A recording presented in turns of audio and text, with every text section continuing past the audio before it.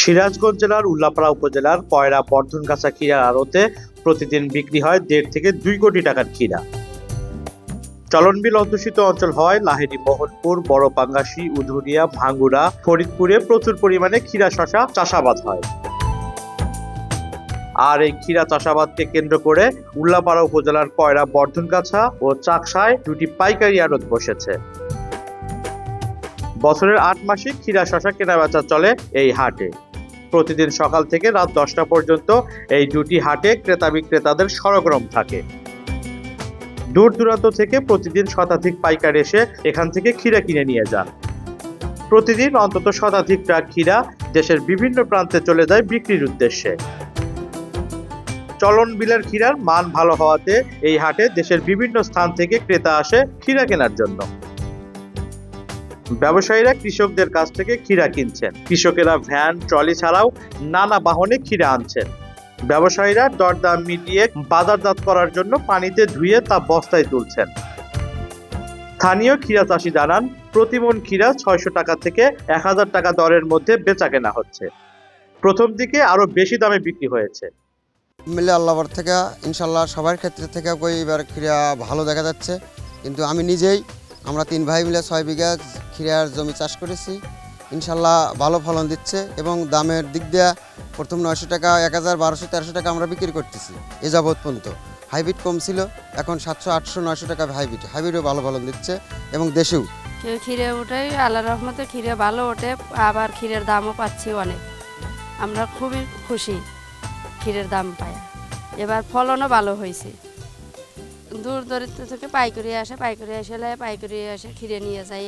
আমি 2 বিঘায় আমি 2 থেকে 2.5 লাখ টাকা আমি ক্ষীরা বিক্রি করতে পারছি। ফলন ভালো হচ্ছে, দামও ভালো আছে। 1000, 1100, 1200, 1300 টাকা পর্যন্ত ফলন হয়েছে। সকাল থেকে ছেলেদের সাথে এসে কাজ করি, অনেক ফসল ক্ষীরে অনেক ভালো ক্ষীরে তুলতেছি, ফলন ভালো হচ্ছে। আমরা দাম অনেক পাচ্ছি, বিক্রি করতেছি আমরা প্রতিদিন। এদিকে ক্ষীরার ব্যাপারীরা জানান, প্রতিদিন এই হাটে 1.5 থেকে 2 কোটি টাকার ক্ষীরা কেনা বেচা হয়। হাটের পাশে কোনো ব্যাংক না থাকায় তাদের উল্লাপাড়া সদরে গিয়ে টাকা লেনদেন করতে হয়। এতে তারা প্রতিদিন বিভিন্ন সমস্যার সম্মুখীন হচ্ছেন। এইভাবে হাটটা চলাতে খুবই এলাকায় উপকৃত হচ্ছে। এখন অসুবিধা হচ্ছে কি, আশেপাশে ব্যাংক নাই। আমাদের এই হাটের পাশে অবশ্যই একটা ব্যাংক দরকার। একটা ব্যাংক বসলে আমাদের টাকা আনার জন্য উল্লাপাড়া, সাজাদপুর, মোহনপুর যাওয়ার কোনো প্রয়োজন হয় না। এখন কষ্ট হচ্ছে আমাদের টাকা আনার জন্য, বিভিন্ন জায়গায় যাওয়া লাগে, টাকাটা নিয়ে আসাটাও রিস্ক।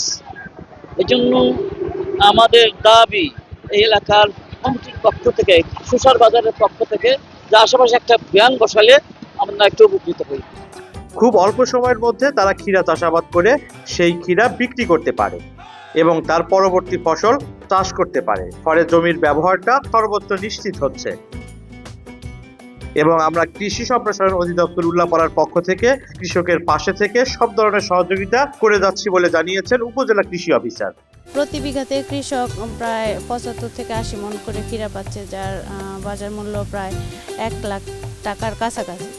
তো দেখা যাচ্ছে যে খুবই অল্প সময়, মানে 30 থেকে 35 দিনের মধ্যে তারা হচ্ছে ক্ষীরা চাষাবাদ করে ক্ষীরাটা বিক্রি করে পরবর্তী যে ফসল সেই ফসলে যেতে পারছে। ফলে জমির ব্যবহারটাও সর্বোচ্চভাবে নিশ্চিত হচ্ছে। এবং আমরা কৃষি সম্প্রসারণ অধিদপ্তর উল্লাপাড়ার পক্ষ থেকে যারা মাঠ পর্যায়ে আছেন তারা এবং আমরা সবাই নিয়মিত এগুলো পরিদর্শন এবং কৃষকদের প্রয়োজনীয় পরামর্শ দিয়ে আসছি।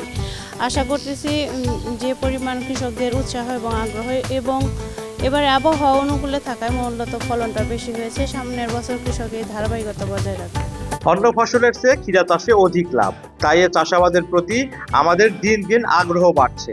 কারণ খরচ কম আর লাভ বেশি, তাই আমাদের সাথে আরো অনেকেই এখন ক্ষীরা চাষের দিকে ঝুঁকছে। রাজ তালুকদার, বাংলা ভিশন ডিজিটাল, সিরাজগঞ্জ।